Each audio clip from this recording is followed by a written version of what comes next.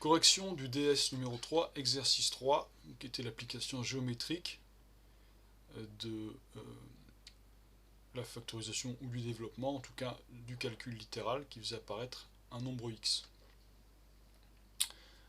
C'est-à-dire que c'était très proche de ce qu'on avait fait à l'occasion d'une fiche d'exercice en entraînement. Alors là, la barème n'est pas correcte. Après mûre réflexion, j'ai compté sur 4,5 seulement et pas de 6 points. Donc c'est pour ça que vous voyez une différence.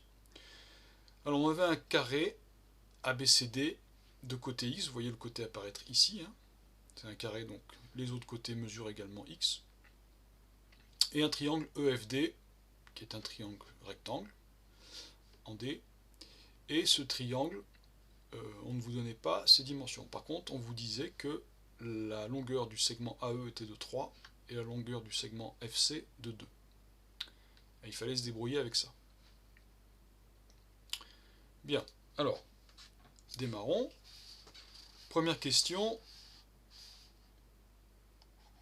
Donnez l'expression de l'aire de ABCD avec le symbole A d'imprimerie, majuscule d'imprimerie indice ABCD, et l'aire de EFD A imprimerie indice EFD. Sans développer, j'insiste. Ça, souvent, ça a été oublié. Vous avez voulu développer, j'ai l'impression que ça vous rassure de développer. J'ai pas tellement compris pourquoi. Alors, l'aire de ABCD, comme pour tous les rectangles, les carrés, c'est le côté multiplié par lui-même. Puisque les côtés ont même mesure dans un carré. Et bien sûr, on ne laisse pas ça comme ça, on écrit cela sous la forme x au carré.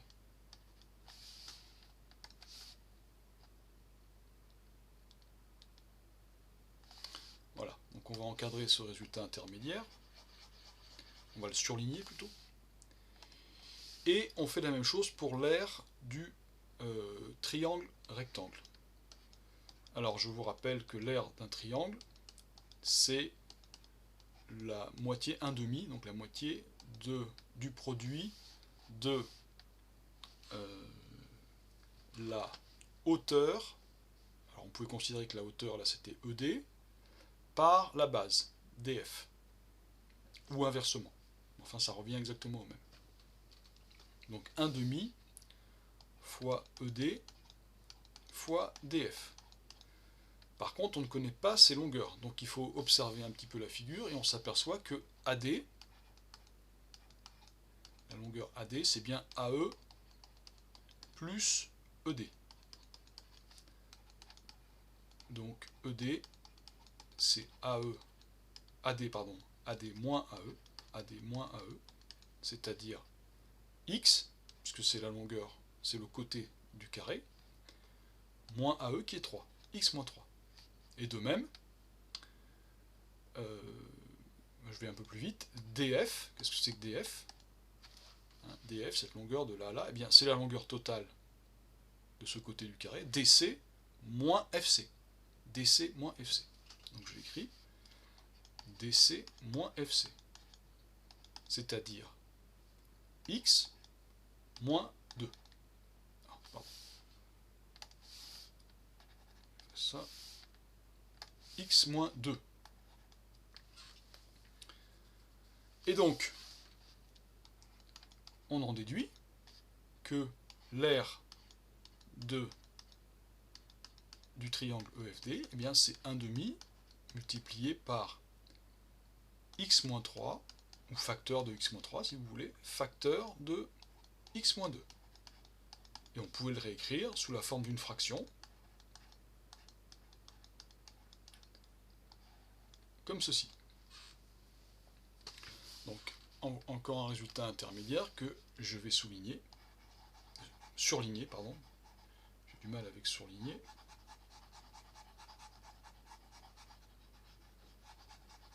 Donc voici ma formule.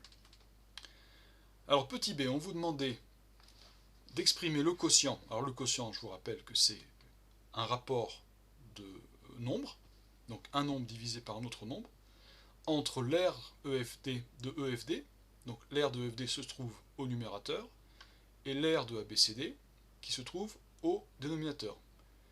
Et je vous demandais d'exprimer ça en pourcentage. Donc je vous ai expliqué, je vous ai donné la formule pendant l'interrogation, qu'il suffisait de multiplier ce résultat par 100.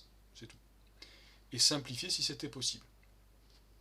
Alors là, j'ai eu des mauvaises surprises, qui me prouvent que le calcul littéral et les fractions, ça vous pose encore quelques problèmes. Alors on va voir, on va essayer de clarifier ça. Alors petit b, R de EFD divisé par l'R de ABCD, qu'est-ce que c'est? Eh bien c'est x-3 facteur de x-2 sur 2, le tout divisé par x au carré. Et c'est là que les choses se sont compliquées. Alors, en pourcentage, évidemment, c'est multiplié par 100. Multiplié par 100. Alors, une petite remarque sur les fractions. Donc là, vous avez quelque chose qui ressemble à A divisé par B, le tout divisé par C. Donc je l'écris là.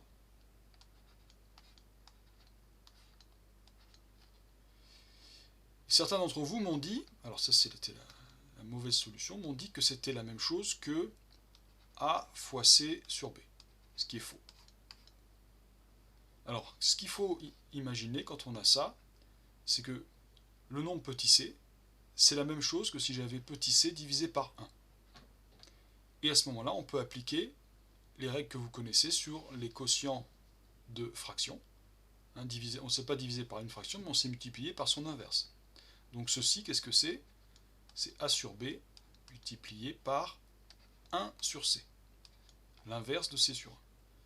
Ce qui me fait A fois 1, ça fait bien A sur BC. Donc je reviens à mon quotient. Donc A de EFD sur A de ABCD, l'air de ABCD, fois 100, on peut mettre ça fois 100 si on veut, c'est bien x-3 facteur de x-2 divisé par 2x au carré et multiplié par 100.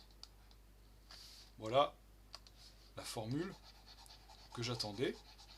Alors il y a des gens qui sont malins, comme ils n'étaient pas sûrs de bien se débrouiller avec la fraction, ils m'ont écrit quelque chose du genre, ici, ils ont écrit ça divisé par 2, hein, et puis ils l'ont laissé comme ça. Effectivement, c'était juste. Mais moi, j'attendais la forme réduite, complète. Donc voilà pour l'expression demandée au petit b. Ensuite, il suffisait de faire des calculs. Alors, on va faire appel à la calculatrice du programme. Je ne sais pas si ça va être enregistré avec ou pas. On verra bien. Alors, je remplace x par 2. Alors là, j'ai même pas besoin de faire de calcul. Je remplace x par 2. Rappelez-vous des produits. Si je remplace x par 2, 2 moins 2, ça fait 0.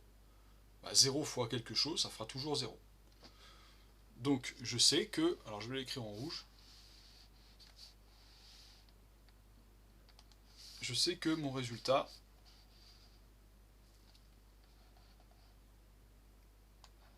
ce sera 0.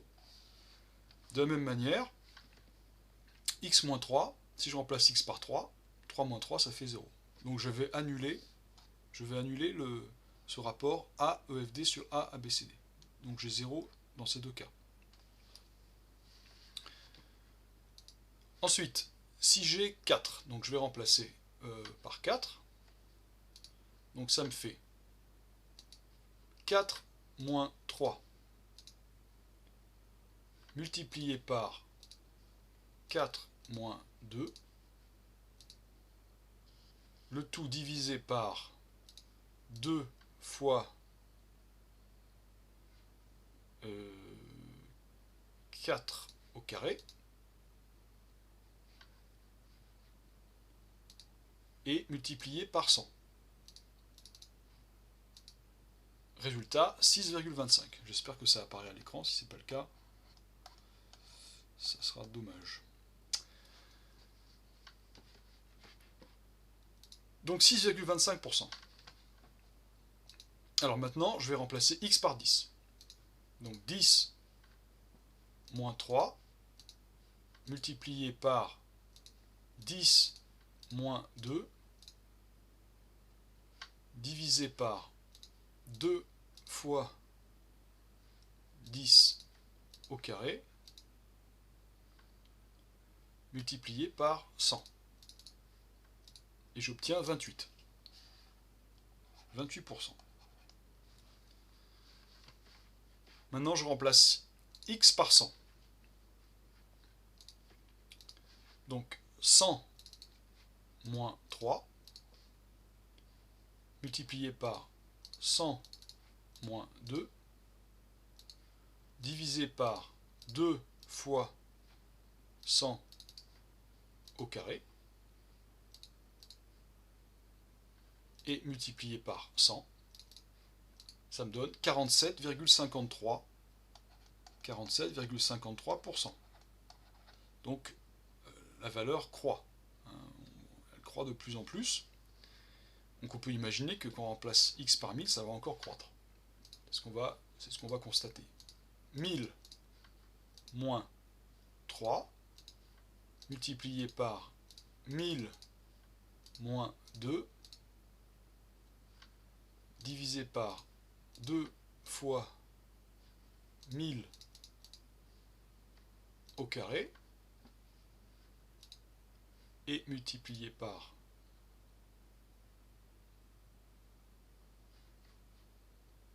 100, 49,7503. Je vais me contenter de 2 décimales, ça suffira. 49,75. Alors je vous propose de rajouter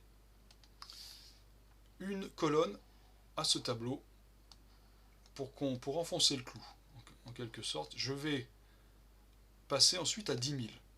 Je vais remplacer x par 10 000 et je vais voir ce que ça donne. Alors bien sûr, ça c'était pas